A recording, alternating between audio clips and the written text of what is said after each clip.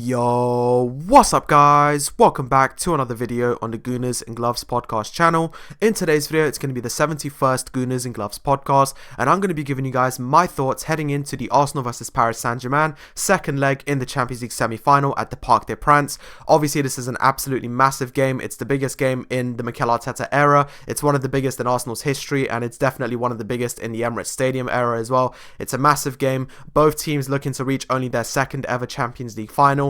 Arsenal have only ever reached it in 2006, where they only narrowly lost to Barcelona, and then Paris Saint-Germain only ever reached it in 2020 when they narrowly lost out to Bayern Munich. So it's obviously a big game. Both teams very up for it. Both teams looking to reach their second ever Champions League final. Obviously, Arsenal head to the Parc des Princes currently 1-0 down. It was a very close game at the Emirates last week, but unfortunately Paris Saint-Germain did get the victory. They won 1-0, so it was a good performance from them. You have to give credit where credit's due.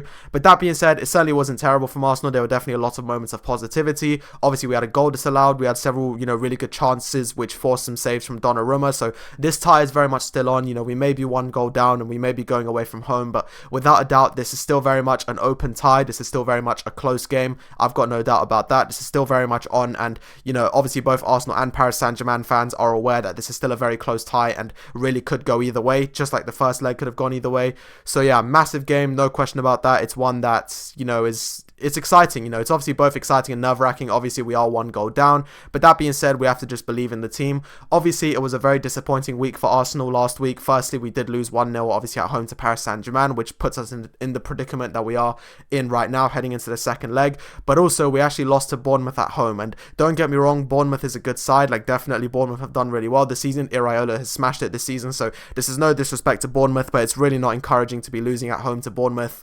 only days before the game. Obviously, don't get me wrong, I'm aware that games are played on an individual basis, so I'm going to try not to focus too much on that Bournemouth game, but it's just the fact that we played what was pretty much our strongest 11. We didn't rotate. Paris Saint-Germain also lost over the weekend, but at least they rotated. But in our case, we don't have the luxury of saying that. We played pretty much our strongest side. So yeah, this is no disrespect to Bournemouth. They've been brilliant this season. However, it's just really frustrating to have lost to them, and especially being one goal up as well. But it's something I don't want to focus on too much. Obviously, a very disappointing game against Bournemouth. Obviously, we scored first, but then so Declan Rice scored, but then after that, Bournemouth were able to get the goals back, Dean Howson and also Evan Nilsson as well. So yeah, it was an unfortunate result, a difficult one to take. Paris Saint-Germain also lost over the weekend, so end of the day, we can't focus too much on these games because ultimately games are played on an individual basis. One day you can be losing to Bournemouth, and then the next you could be beating a very strong team. So end of the day, you just never know what could happen. But it's just really unfortunate that we played pretty much our strongest team, and obviously now have put more minutes into their legs than was necessary, especially because we did go on to lose the game.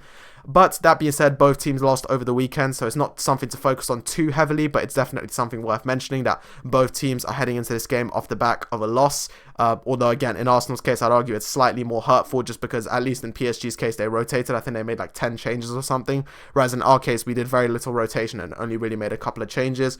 In terms of injury concerns, both teams obviously have them. So starting off with Arsenal, Jurrien Timber is the big one. So in spite of us playing what was basically our strongest team against Bournemouth, Jurrien Timber, not only did he not start the game, but he also was nowhere to be seen on the bench, which I think is a very big concern. Obviously, Jurrien Timber did have to come off against Paris Saint-Germain in the first leg and was replaced, I think, by Ben White. So yeah, the fact that he didn't even start at all against Bournemouth, or not even that he just didn't start, but the fact that he wasn't even on the bench, I think that's a very big concern. Obviously, we're desperately hoping that Jurrien Timber will be able to play the game, because he's obviously a fantastic defender and a very key player for us, but it's something that we do have to focus on. Obviously, the fact that he wasn't in the team at all against Bournemouth is a pretty big sign to me that it may have been a bit worse than we thought. So definitely unfortunate. Hopefully Timber will be okay. Hopefully maybe Arteta just did it tactically just to give him a full rest. Maybe, you never know, but I think the fact that he wasn't even on the bench is definitely a concern, because that likely means that he may not feature against Paris Saint-Germain. We got to just hope. Obviously, Ben White played against Bournemouth and he didn't have an atrocious performance, but it's very clear he's still not up to fitness. Yeah, I think that's quite clear. It wasn't a terrible performance, but it definitely was nowhere near his best. So, obviously, if we have to play him against PSG, then it is what it is. He is an experienced player and he can definitely make things happen, but he also doesn't seem to be up to full fitness. So obviously, there's that one. Clearly, Gabriel Jesus is obviously still out. Gabriel is still out, so that we already know. Kai Havertz is a bit up up in the air because even before the first leg, there were talks of Kai Havertz maybe returning, and obviously we didn't see him for the first leg and we didn't see him against Bournemouth, but maybe potentially on the bench for the second leg could happen. We don't know. I don't personally think it will, but there is a possibility that Kai Havertz maybe could feature off the bench, so you never know. Possibly there have been talks of Kai Havertz maybe returning for the second leg, so we'll have to see about that. Obviously Gabriel is still out, Gabriel Jesus is still out, Takehiro Tomiyasu is still out, Jorginho is still out, etc. You know, they're all still out, unfortunately, but Kai Havertz could potentially come back. That has been reported on that maybe he could come back. And yeah, but I think the big person that's up in the air right now is Jurrien Timber. We just don't know how he is. The fact that he wasn't in the team at all against Bournemouth is a sign, but we'll have to see what happens.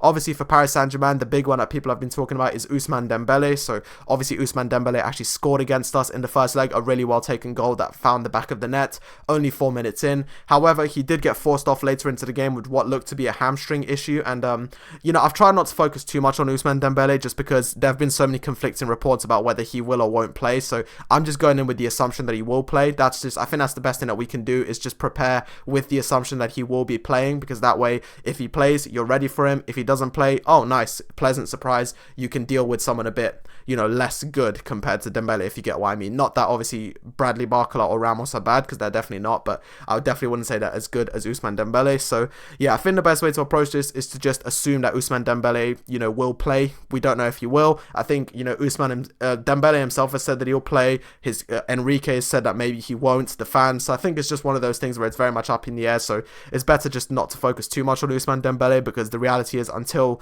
Wednesday night, we won't really have any way of knowing if Ousmane Dembele will feature or not. But obviously, if Ousmane Dembele doesn't play, that would certainly be fantastic. That would obviously be brilliant, because then that disrupts that really good front three of Kvaratskhelia, Doué and Dembele. So I certainly wouldn't mind if he doesn't play, because obviously that disrupts that good front three, and obviously we did see Barcola and Ramos miss some really good chances against us. So, you know, that would obviously be great for Arsenal. It would be good for the defense as well. Obviously, the big thing is that we're going to have our suspended player in the midfield coming back, which is obviously massive. So now our midfield goes back to, you know, we go back to our best choice midfield. I know that midfield didn't do amazingly against Bournemouth, but remember, it's different circumstances here. Bournemouth is obviously a game that, ultimately speaking, we can't win the title anymore, so obviously the players weren't going to be as up for it. I'm not defending that, by the way. The players should still give their effort, but I'm just saying. However, obviously against PSG, they're going to be massively up for it, and we've seen how good our midfield has been throughout the Champions League campaign, how good they were against PSV, how good they were against Real Madrid, and obviously how good they were throughout the group stage. So it'll be good to have our first choice midfield back. That will also obviously allow Mikel Merino to go back to number 9, because as a result of the suspension, we had to put Mikel Merino in midfield. So yeah, there was obviously that, but now obviously Mikel Merino can go back to number 9, where he's been really shining this season and where he's been doing really well. So we'll see Merino back up at number 9. Obviously Saka and Martinelli on the left, on the right. The midfield goes back to being the same. The defense will obviously just stay the same, apart from Jurrien Timber, where we don't know if he starts or not. Maybe he will, maybe he won't. So for that reason, the defense will be fairly straightforward. You'd obviously have Miles Lewis-Skelly, who will continue to start, Saliba and Kivior, and then obviously it'll be either Ben White or Jurrien Timber on the right hand side, depending obviously on whether Jurrien Timber's fit. If Jurrien Timber is fit, he'll start. If he isn't, it'll be Ben White. So obviously Raya in goal is pretty straightforward. So Raya in goal, Miles Lewis-Skelly, not Gabriel. Raya in goal, Miles Lewis-Skelly at left back, Kivior and Saliba in centre back, and then obviously Jurrien Timber at right back. The midfield obviously goes back to what it normally is, and then the front three obviously will go back to what it normally is, which is Martinelli, Saka, and also Mikel Merino. So it'll be good to get that defensive solidity back. It'll be good to have our first choice midfield back, and obviously have our first choice front three right now. So I think this is definitely going to be a very open game. But that being said, don't get me wrong, still work to be done. Obviously Paris Saint-Germain are in fantastic form still. You know, I know they've obviously had a couple of losses in Ligue 1, but remember, they've already won their league, so those losses don't actually mean anything, so it's nothing to focus on too much. Obviously in their case, aside from Dembele, I think they'll probably just go with the same lineup, because I don't think, as far as I'm aware, they have any other, injuries or suspensions, and obviously they did rotate very heavily in their game in Ligue 1, so I expect them to have kind of the same team.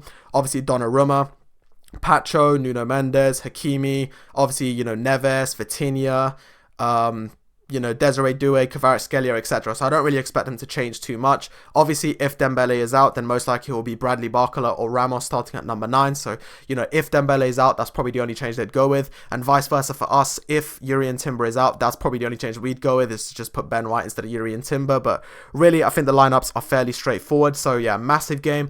I've obviously got belief. I do believe in the team. End of the day, there has been loads and loads of negativity recently, without a doubt. Obviously, the disappointing week that Arsenal have had certainly it hasn't helped the negativity, because obviously everyone, our fans and everybody's just being very, very negative. And, I understand, obviously, we did lose two, winnable games. Let's just, we have to face it. They were two very winnable games, but end of the day, you can only look forward, and now we have to just focus on Wednesday. It's a massive game. We've seen plenty of teams have bad results before games like this and then really switch it on. Let's not forget that before both Real Madrid games, we had disappointing draws. That's one thing that you can't be forgetting.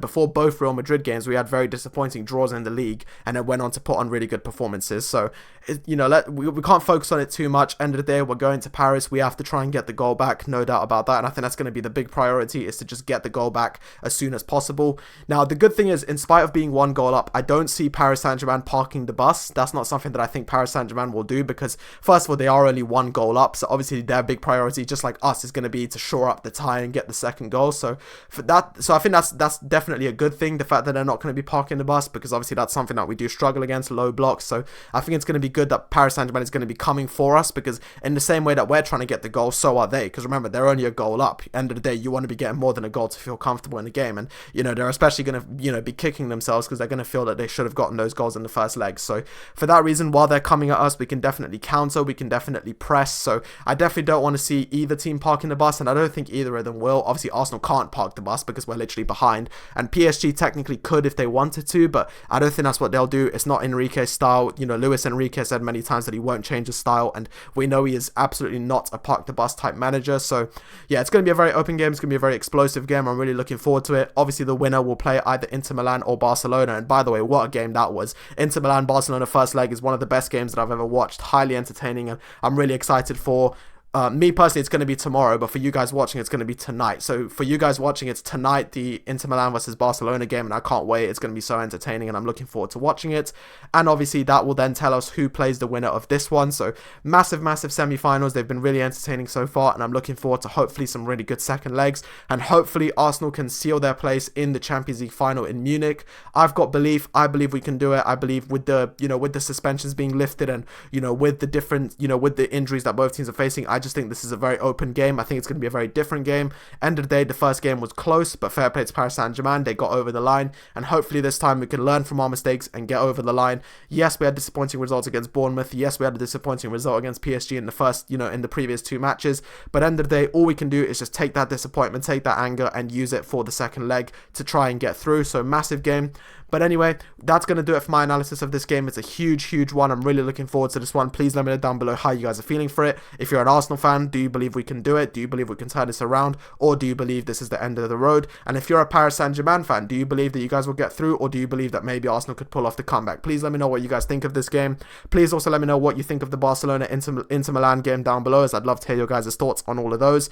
But yeah, that's pretty much going to do it for my analysis of this game. Thank you guys so much for watching. Thank you so much for the support recently. And I almost forgot to mention, thank you so much, because we actually have hit 100 subscribers. So you guys are absolutely amazing, and thank you so much for all the support that you've given me. We have now officially hit 100 subscribers. Currently, it's actually at 102 subscribers, so I really want to thank you guys for that. It means the absolute world to me. Thank you all so much from the bottom of my heart, and hopefully we can continue to just grow, continue to expand this podcast, and ultimately continue to, for me to share my thoughts on Arsenal and boxing, which end of the day are the two big passions of my life. So yeah, thank you guys so much for listening. Have a great day. I'll catch you guys on another podcast soon. Obviously, the day of the game, the night of the game, I'll be uploading my reaction to the second leg, whether we win, lose, or draw, whatever happens, I will be uploading my reaction, so look forward to that. But yeah, I'll catch you guys with another podcast soon. Bye bye.